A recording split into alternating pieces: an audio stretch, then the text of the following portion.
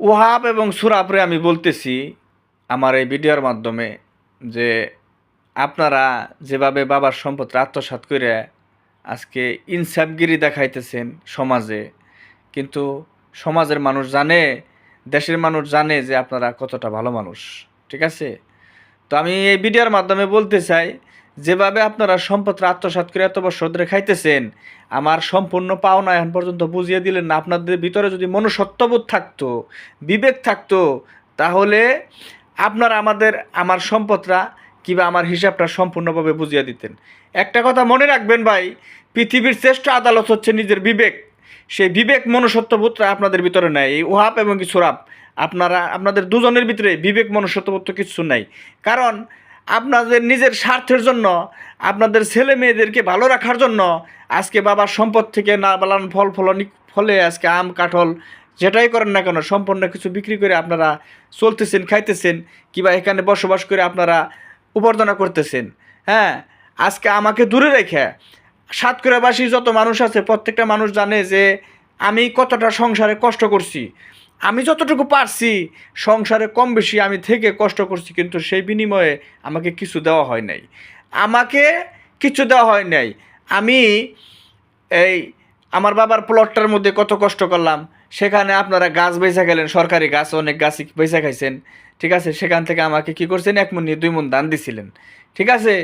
তো আমি একটা কথা বলবো আমার এই ভিডিওর মাধ্যমে, যে বাপের যদি 5টা সন্তান থাকে, বাপের যদি 6টা সন্তান থাকে, তাহলে সেই সন্তানের প্রত্যেকটা সন্তানের যেন বাংলার বুকে বাবার সম্পদের প্রতি অধিকার থাকে, আমি সেটা বলে যাবো এই ভিডিওর মাধ্যমে।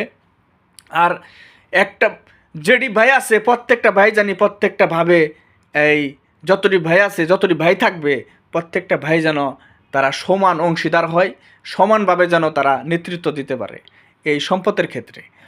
আর আজকে বাবার সম্পদ সব কিছু নেওয়ার পরে এই উহাব এবং সুরাব যেভাবে মনে চায় বাবার সম্পদগুলো আত্মসাৎ করে মনে করেন যে মন মর্জি, তারা মনে করেন যে এটা সেটা রোপণ করে খেয়ে যাচ্ছে বপুলাপান নিয়ে। ধিক্কার জানাই আমি আপনাদেরকে।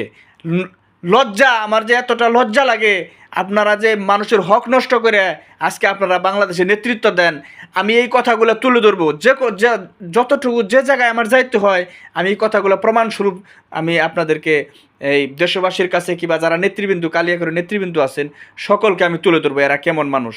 আপনাদেরকে তুলে তো ধরবই, আমার মুখের কথা আপনারা যদি বিশ্বাস না করেন তাহলে ভিডিও প্রুফও আমার কাছে আছে, ভিডিও আপনাদেরকে দেবো, আশা করি বুঝতে পারবেন।